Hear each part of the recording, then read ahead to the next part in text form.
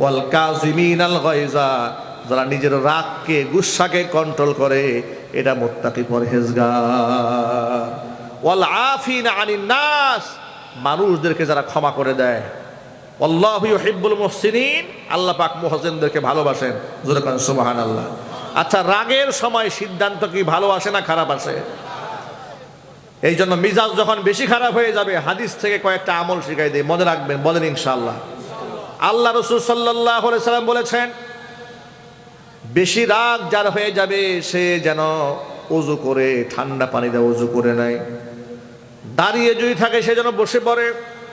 রাগ বেশি হয়ে গেছে, বসে আছে সেজন্য শুয়ে পড়ে, তাতেও রাগ ভালো হচ্ছে না সেজন্য ওযু করে। আউযু বিল্লাহি মিনাশ শাইতানির রাজীম, সেজন্য পাঠ করে সুবহানাল্লাহ।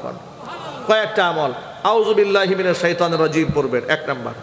2 নাম্বার, দাঁড়িয়ে থাকলে বসে পড়বেন, বসে থাকলে শুয়ে পড়বেন।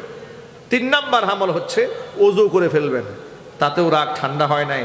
চুপ হয়ে যান, একদম সাইলেন্ট, চুপ হয়ে যান। এই ট্রিটমেন্টগুলো মুহাম্মদ সাল্লাল্লাহু আলাইহি ওয়াসাল্লাম দিয়েছেন। আল্লাহর কাছে দোয়া করে থাকেন, আল্লাহ রাব্বুল আলামিন আমাদের রাগ এবং গুসাগুলোকে কন্ট্রোল করার তৌফিক দান করে। জোরে বলুন আমিন।